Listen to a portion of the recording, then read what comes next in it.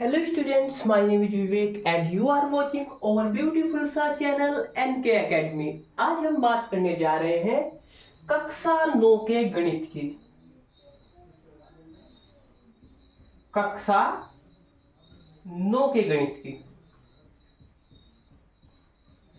और आज जो हमारी प्रश्नावली है हमारी 1.2। प्रश्नावली कौन सी है हमारी? प्रश्नावली है 1.2। तो इसमें सबसे पहले हम देखेंगे कि वास्तविक संख्याएं क्या हैं।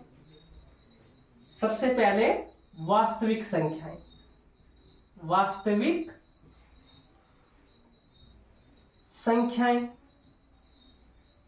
अब वास्तविक संख्याएं क्या है हमारी? हम लिखते हैं संख्याओं का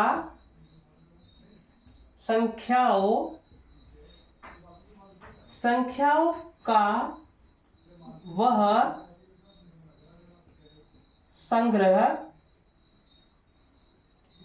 जिसमें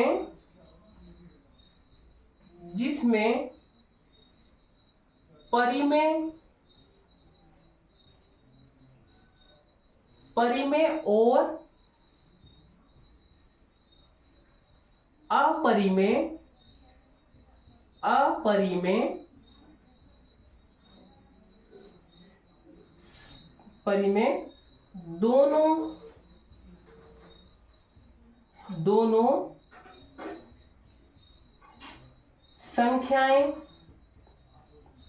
दोनों संख्याएं आती हैं। यानी कि वास्तविक संख्या के अंतर्गत हमारी परिमेय और अपरिमेय दोनों संख्याएं आएंगी। अब परिमेय संख्या क्या है हमारी? परिमेय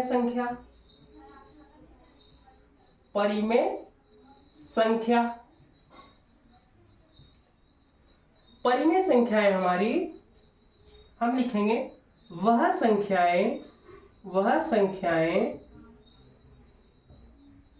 जिन्हें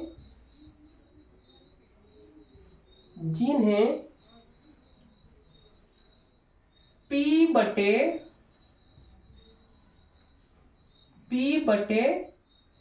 Q के रूप में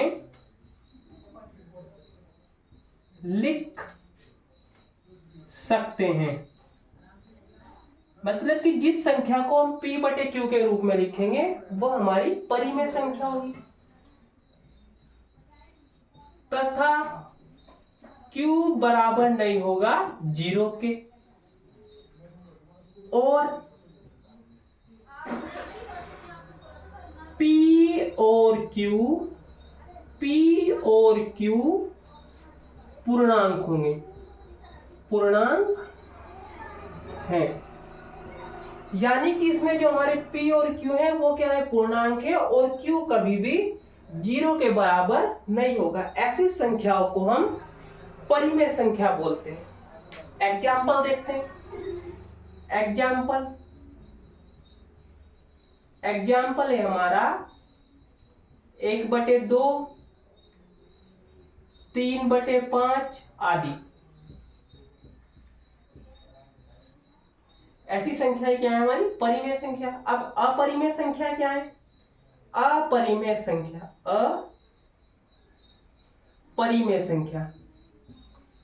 इसको हम यहां लिखते हैं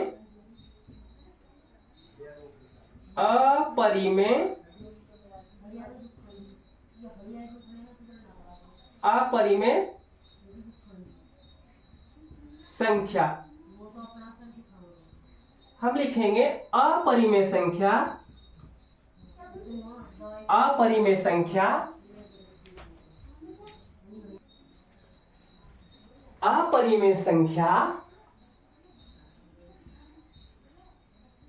वह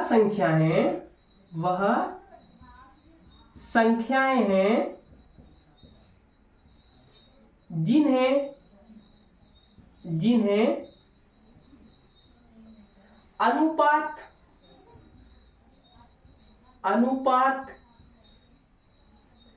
के रूप में, अनुपात के रूप में नहीं लिख सकते, नहीं लिख सकते। यानी कि हम कभी भी अपरिमेय संख्या को अनुपात के रूप में नहीं लिख सकते। इसका हम एग्जाम्पल देखते हैं। एग्जाम्पल है इसका √2, √3, √5 आदि। जो संख्याएं ये कैसी है? अपरिमेय संख्या है। इसको नोट कर लीजिए। अब हम एक उदाहरण देखते हैं। एक हम क्या देखते हैं? एग्जाम्पल। चलिए यहां हम देखते हैं एग्जाम्पल। एग्जाम्पल क्या है हमारा? एग्जाम्पल है संख्या रेखा पर, संख्या रेखा पर √2 को दिखाइए। यानी कि हमें क्या दिखाना है? √2 को हमें संख्या रेखा पर दिखाना है। √2 कैसा है? एक अपरिमेय संख्या है। चलिए सबसे पहले हम क्या करेंगे? एक लाइन बनाएंगे जिसको हम बोलते हैं नंबर लाइन या संख्या रेखा। अब इस संख्या रेखा पर हम क्या करेंगे? यहां पे लिखेंगे 0, 1, 2, 3, 4 और इधर भी हम ऐसे लिखेंगे 1 माइनस का, -2, -3, -4। अब यहां पर हमें किसे दिखाना है? √2 को दिखाना है। तो यानी कि हम क्या करेंगे? सबसे पहले हम देखेंगे कि √2 के लिए हम क्या करेंगे? यहां से 1 से लेके यहां पे 0 से लेकर 1 तक हम एक लाइन बनाएंगे। ये बना ली। इसको हम A नाम देंगे और इसको हम B नाम देंगे। ये हमारी कितने सेंटीमीटर की होगी? 1 सेंटीमीटर की। फिर यहां से एक लाइन हम और बनाएंगे जो हमारी कितने सेंटीमीटर की होगी? ये भी हमारी 1 सेंटीमीटर की होगी। और ये होगी हमारी, इस लाइन का नाम होगा C। ये हमारी AB लाइन है और ये हमारी BC लाइन है। ये कितने सेंटीमीटर की है? ये भी 1 सेंटीमीटर की और ये भी 1 सेंटीमीटर की। अब हम A से लेके और C तक एक लाइन बनाएंगे ऐसे। ये लाइन हो जाएगी हमारी AC। अब यहां पर हम लिखेंगे कि सबसे पहले हम करेंगे पाइथागोरस थ्योरम। पाइथागोरस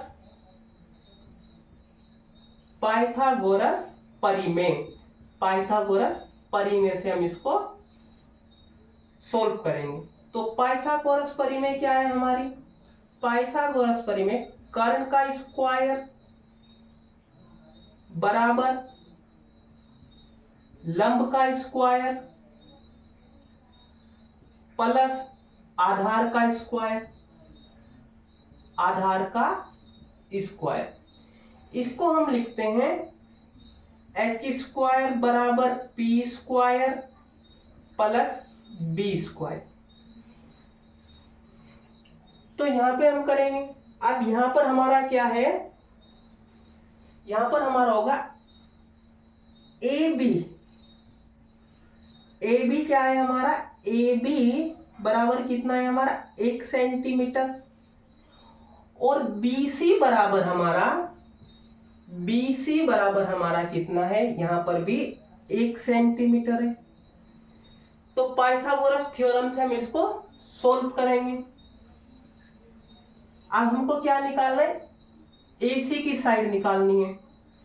तो यहां पर हम करेंगे कि h² बराबर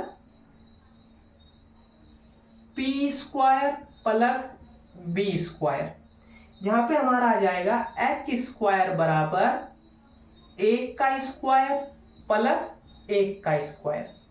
तो यहां पर आ जाएगा h² बराबर 1² 1 प्लस 1² 1।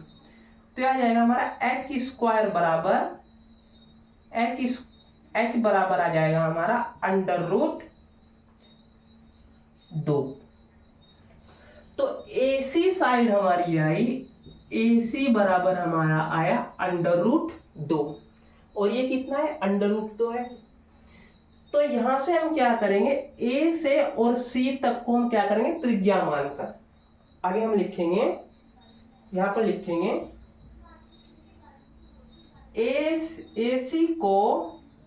AC को त्रिज्या मानकर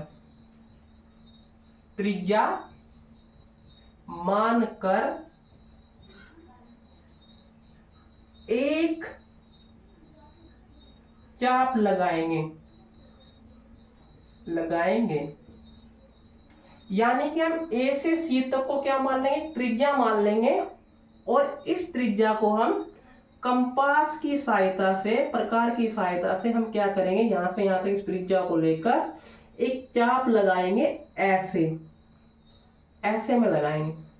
और जहां पर ये लाइन इस लाइन को प्रतिच्छेद करेगी, जैसे कि यहां पर इसने क्या किया, प्रतिच्छेद किया, तो ये हो जाएगा हमारा यहां पर √2। हम लिखेंगे जहां पर यह चाप प्रतिच्छेद करेगा वह स्थान होगा। यानी कि √2 कहां पर आएगा हमारा, यहां पर √2 बराबर यहां पर आएगा। इसको नोट कर लीजिए। अब हम यहां पर सोल्व करते हैं प्रश्नावली 1.2। और प्रश्नावली 1.2 में जो हमारा पहला क्वेश्चन दिया गया है वो हमें दिया गया है, नीचे दिए गए कथन सत्य है या असत्य, कारण के साथ अपने उत्तर दीजिए। यानी कि यहां पर हमको क्या बताना है कि जो हमारे कथन दिए गए हैं ये सत्य हैं या असत्य, और हमें कारण के साथ बताना है, साथ में इनका कारण भी बताना है कि सत्य क्यों है और असत्य क्यों है। तो पहला जो है हमारा, पहला हमें दिया गया है, प्रत्येक अपरिमेय संख्या एक वास्तविक संख्या है। प्रत्येक अपरिमेय संख्या, जो अपरिमेय संख्या है वह एक वास्तविक संख्या है, ये बताना है। चलिए अब हम देखते हैं यहां पर, तो हम इसको देखते हैं। यहां पर पहले हम क्या लिखते हैं, कारण बताएंगे इसका। तो यहां पर लिखेंगे कि वास्तविक संख्याएं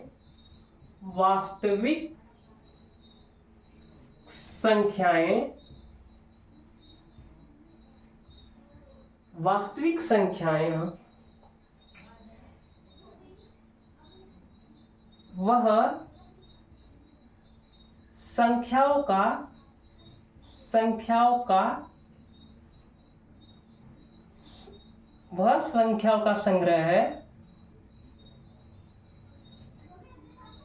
जिसमें परिमेय और अपरिमेय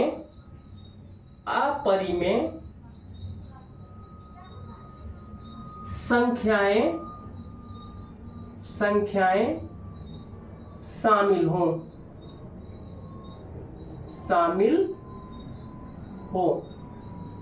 तो वास्तविक संख्या में क्या होता है, परिमेय और अपरिमेय संख्याएं शामिल होती। तो तो इसलिए प्रत्येक अपरिमेय संख्या एक वास्तविक संख्या होगी। तो यह कथन कैसा होगा हमारा? सत्य होगा, सत्य। इसको नोट कर लीजिए। जो अगला क्वेश्चन हमें दिया गया है, अगला क्वेश्चन हमें दिया गया है कि संख्या रेखा का प्रत्येक बिंदु, संख्या रेखा का प्रत्येक बिंदु m के रूप का होता है। जहां मतलब कि यहां पे बोला गया है कि संख्या रेखा का जो प्रत्येक बिंदु है वो अंडर रूट m के रूप में होगा और m कैसा है? प्राकृतिक संख्या है। तो ये सत्य है या असत्य है? ये असत्य है। ये कैसा है? असत्य।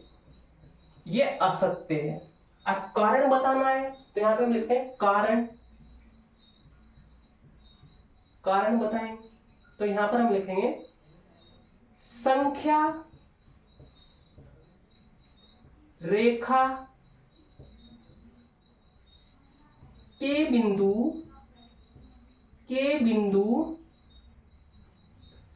ऋणात्मक, संख्या रेखा के बिंदु ऋणात्मक तथा धनात्मक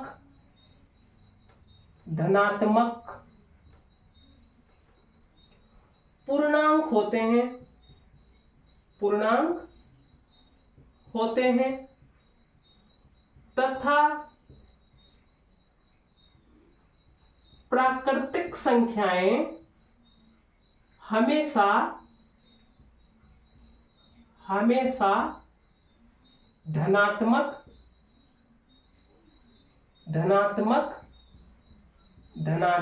होती हैं।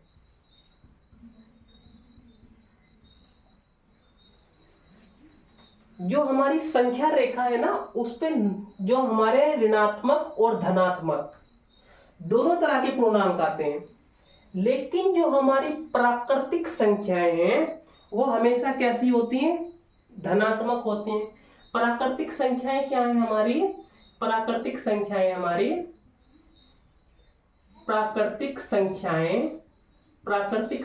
हमारी 1, 2, 3, 4, 5। और जो संख्या रेखा है हमारी, संख्या रेखा है हमारी, यह आएगी हमारी 0, 1, 2, 3 और यहां पर हमारा आ जाएगा 4 और इधर आएगा -1, -2, -3, -4। तो यहां पर ये नंबर माइनस में भी हैं और प्लस में भी हैं, यानी कि ऋणात्मक और धनात्मक दोनों है। लेकिन जो हमारी प्राकृतिक संख्याएं हैं वो हमेशा धनात्मक है, इसलिए कथन असत्य है। इसको नोट कर लीजिए।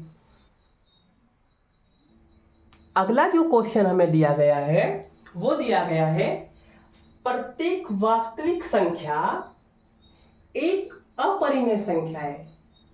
तो ये कथन कैसा है हमारा? असत्य। कैसा है ये? असत्य कथन है। अब असत्य क्यों है? नीचे हम लिखते हैं कारण। कारण है इसका जो कारण है इसका कारण वास्तविक संख्याएं, यहां पर हम लिखेंगे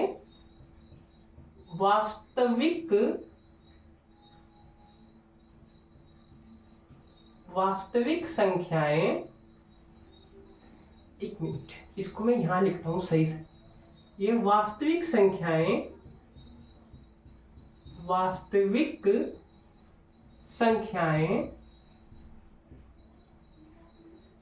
परिमेय और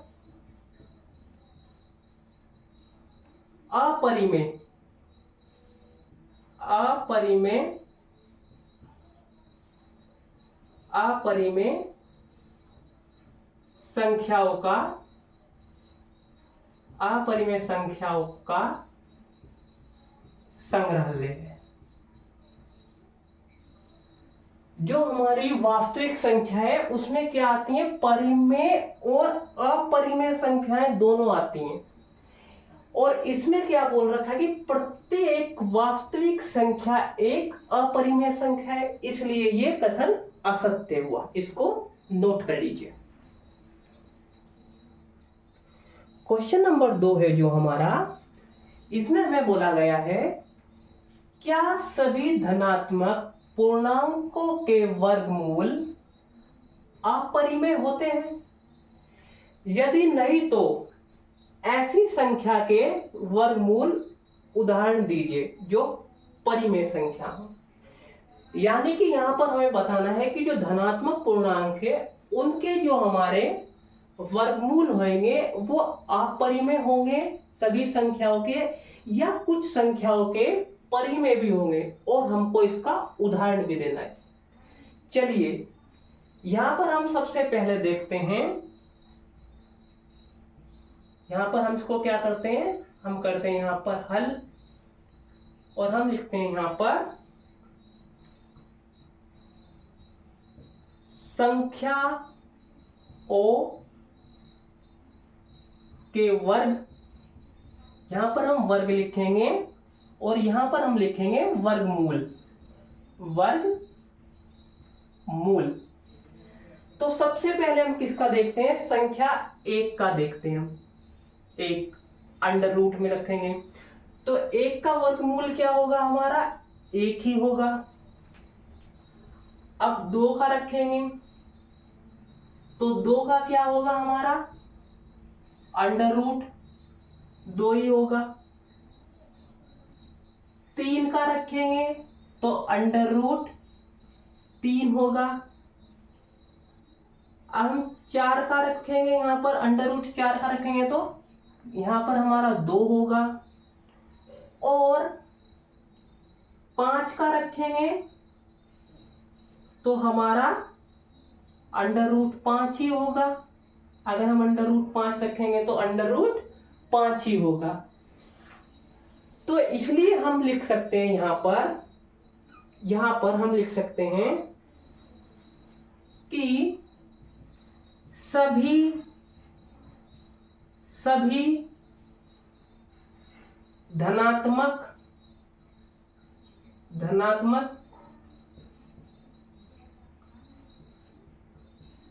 पूर्णांकों का वर्गमूल अपरिमेय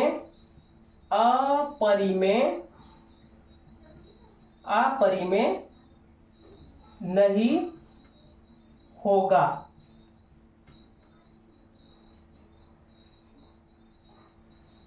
इसका जो हम एग्जाम्पल देंगे, एग्जाम्पल है हमारा, जैसे कि अंडर रूट 4 का वर्गमूल क्या हुआ हमारा, 2 हुआ। ठीक है, 1 का क्या हुआ हमारा, अंडर रूट 1 का क्या हुआ हमारा वर्गमूल, 1 ही हुआ। ये इसका एग्जाम्पल है, इसको नोट कर लीजिए।